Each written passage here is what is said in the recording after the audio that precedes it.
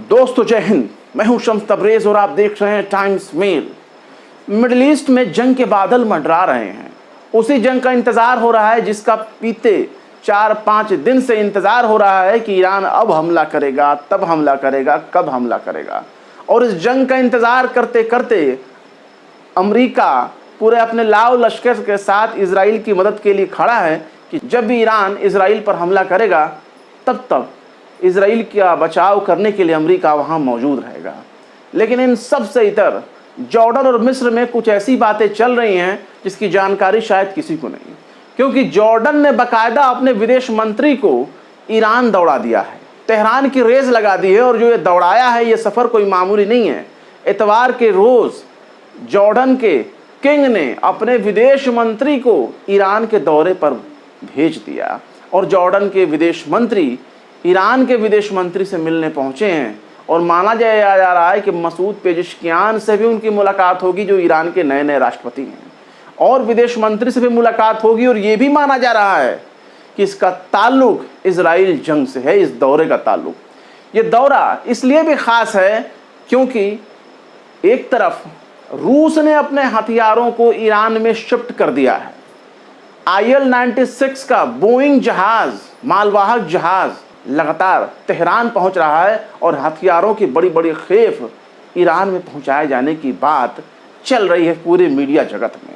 और ये भी माना जा रहा है कि एयर डिफेंस सिस्टम से लेकर कई मिसाइल सिस्टम भी इस वक्त तेहरान पहुंचा दिए गए हैं ईरान की मदद के लिए। रूस भी ईरान पर कोई एहसान नहीं कर रहा, क्योंकि ईरान अपने कई बेशकीमती ड्रोन्स और हथियारों को यूक्रेन के खिलाफ रूस को भेज चुका है और रूस भी खतरा मंडराने पर ईरान का साथ दे रहा है। सबसे गौर करने वाली बात यह है कि जॉर्डन के किंग ने ऐसे वक्त में अपने नुमाइंदे को, अपने विदेश मंत्री को ईरान के दौरे पर भेजा है जब 20 साल से उन्होंने कोई ऐसा रिश्ता कायम नहीं किया था और 20 साल से कोई भी अपना विदेश मंत्री नहीं भेजा था। 20 साल में ये पहली बार है कि जॉर्डन के किंग ने ईरान से मिलने के लिए अपना दूत भेजा है, यानी विदेश मंत्री भेजा है। और जब विदेश मंत्री वहां पहुंचे हैं तो उनका स्वागत किया गया, आनंद फानंद में उनको ले जाकर के मुलाकात कराई गई है। अंदर खाने क्या बातचीत हुई इसका तो अंदाज़ा नहीं है, लेकिन ये तय माना जा रहा है कि ये दौरा ऐसे वक्त में हुआ है जब किसी भी वक्त ईरान इजराइल पर हमला कर सकता है। यहाँ तक कि ईरान ने यह भी कह दिया है अपने विदेशी लोगों से, अपने विदेशी नुमाइंदों से, कि अब चाहे जो भी जंग का नतीजा निकले, इसकी परवाह नहीं है कि जब हम जंग करेंगे तो जंग का दायरा बढ़ जाएगा या जंग शुरू हो जाएगा मिडिल ईस्ट में। अब जो भी अंजाम होगा देखा जाएगा। और ये जानकारी अंग्रेजी अखबार द वॉल स्ट्रीट जर्नल ने अपनी रिपोर्ट में छापी है। लेकिन सबसे ख़ास बात है जॉर्डन का वो नुमाइंदा जिसे विदेश मंत्री कहा जा रहा है, आयमान सफदी। 20 सालों के बाद वो पहली बार ऐसा है कि एक विदेश मंत्री को या अपने नुमाइंदे को ईरान भेजा गया है। ईरान और जॉर्डन के बीच में ये मुलाकात ऐसे वक्त में हो रही है जब जंग के बादल मंडरा रहे हैं, जंग के साए मंडरा रहे हैं और जॉर्डन अपने पश्चिमी सहयोगियों के साथ खड़ा है, जिसमें जर्मनी, ब्रिटेन, अमेरिका सबसे बड़ा उनके साथ खड़ा है। और उसी के साथ मिलकर 13 अप्रैल को ईरान के हमले को रोकने का काम जॉर्डन और मिस्र ने भी किया था। जॉर्डन और मिस्र के बारे में ये भी सुनने में आ रहा है कि बीते 48 घंटे में 2 बार टेलीफोन की रिंग बज चुकी है और दोनों ही बार ईरान से बातचीत की गई है। आखिर बातचीत में क्या वजह है और किस चीज़ के लिए बात की जा रही है, ये बात तो जॉर्डन और मिस्र ही समझ सकते हैं। हालांकि जॉर्डन के विदेश मंत्रालय ने अपने एक बयान में कहा है कि आयमन सफादी इलाके के हालात और द्विपक्षीय संबंधों पर ईरानी राष्ट्रपति मसूद पेजिशकियान को महामहिम किंग अब्दुल्ला II का संदेश देंगे।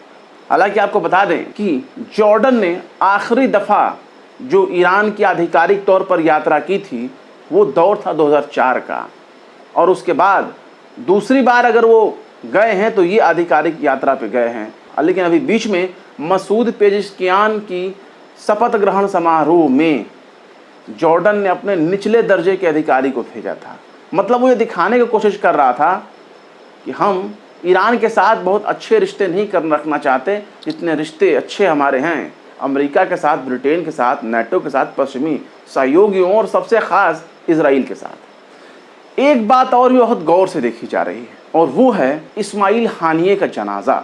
इस्माइल हानिये का जनाजा जब दोहा पहुंचा, कतर में पहुंचा, तो कतर के अमीर कतर बाकायदा खुद नमाज जनाजा में शरीक होने आए, उनकी मिट्टी देने के लिए खुद वो आए थे, उनको सुपुर्द खाक करने के लिए वो भी वहाँ पहुँचे हुए थे।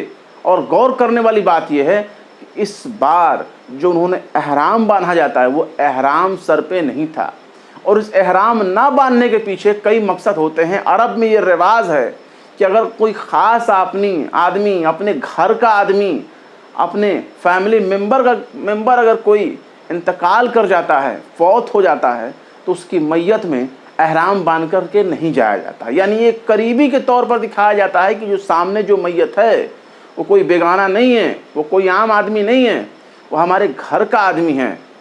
और इसी को सिंबल दिखाने के लिए सर पे एहराम नहीं बांधा जाता है। लेकिन यही काम जाहिर कर दिया है कतर के अमीर कतर ने अपने सर पर सिर्फ साफा बांधा हुआ था, सर पर एहराम नहीं पहना हुआ था, और वो खुद आम लोगों की तरह वो नमाज जनाजा में शामिल होने के लिए आए थे। ये बात दिखा रहा है कि अरब के देशों के भीतर जो वहाँ की आवाम है वो गज़ा के लिए, फ़लस्तीन के लिए वो किस हद तक व्याकुल है, किस हद तक वो फिक्र करती है, और किस हद तक वो कोई भी बवाल कर सकती है। कहीं ना कहीं अरब जगत में अंदर ही अंदर एक बड़ी बगावत जन्म ले रही है, लेकिन राजशाही और बादशाहत उन्हें उस बगावत को जाहिर करने का मौका नहीं दे रही है, दबाया जा रहा है। लेकिन हालात हाजरा कब बदल जाए, हालात कब बदल जाए, दौर कब बदल जाए और कब किसकी बादशाहत पलट जाए, इसकी कोई गारंटी नहीं होती। लेकिन ईरान का मंसूबा बिल्कुल साफ है, वो इजराइल पर हमला करेगा, अब करेगा, जब करेगा तब करेगा। माना यह भी जा रहा था कि शनिचर की रोज़ ही हमला करेगा, जैसे कि कल मैंने आपको बताया था कि रात क़यामत की रात थी, लेकिन वो पूरी रात बीत गई, क़यामत नहीं आई। इसके साथ ही अमेरिकी मीडिया रिपोर्ट्स में ये भी बातें चल रही हैं कि सोमवार को ही हमला कर सकता है ईरान। ये भी सुनने में आ चुका है कि 12 अगस्त को ईरान हमला कर सकता है इजराइल पर।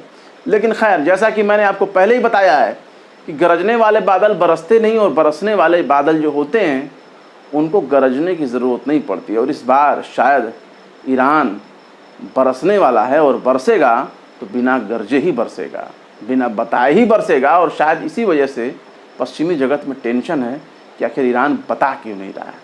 देखिए, अमेरिका और इजराइल के पास अपने ताकत है, नो डाउट, अच्छी ताकत है, अच्छे एडवांस सिस्टम है उसके पास, वो ईरान में तबाही मचा सकता है। लेकिन रशिया ने जो अपने वेपन ईरान को दिए हैं वो हाई क्वालिटी का, हाई रेंज का जैमर भी है।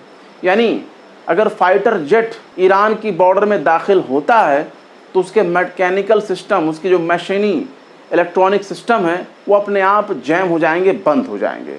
इसके बाद या तो हमला करना बंद हो जाएगा ईरान के ऊपर, या तो जहाज़ सीधे नीचे आ जाएगी, क्योंकि उसके सारे कलपुर्जे अचानक ब्रेक डाउन हो जाएंगे, बंद हो जाएंगे, काम करना बंद कर देंगे। लेकिन जंग के दौरान दुश्मन को कभी कमज़ोर नहीं समझना चाहिए। भले ही ईरान कमज़ोर नज़र आ रहा हो, अब कमज़ोर साबित करने की बार बार पश्चिम के ज़रिए कोशिश हो रही हो, लेकिन ईरान अभी भी मजबूत है।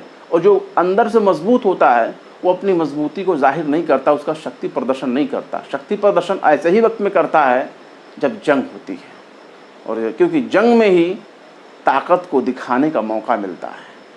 पर ईरान को इतना कमज़ोर समझना, हल्के में लेना, कहीं इजराइल और अमेरिका के लिए भारी न पड़ जाए। फिलहाल जंग का इंतज़ार रहेगा कि जंग क्या होगा, कैसे होगा, कब होगा, और जंग का नतीजा क्या निकलेगा। आने वाले चंद दिनों के दौरान ही, आने वाले चंद दिनों में जग जाहिर हो जाएगा। फिलहाल क्या कहेंगे इस खबर के बारे में, कमेंट बॉक्स में ज़रूर बताएं।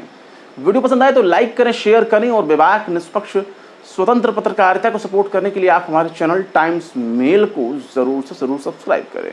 और हाँ, बेल आइकन का घंटी वाला बटन ज़रूर दबा दें, ताकि आपको हमारे चैनल पर आने वाले नए वीडियो की नोटिफिकेशन फ़ौरन ही मिल जाया करे। फिर मिलते हैं किसी और वीडियो में एक नई खबर के साथ। शम्स तबरेज़ को दीजिए इजाज़त। जय हिंद। अगर अभी तक आपने हमारे चैनल टाइम्स मेल को सब्सक्राइब नहीं किया है तो जल्दी से सब्सक्राइब कर दें और बेल आइकन भी प्रेस कर दें।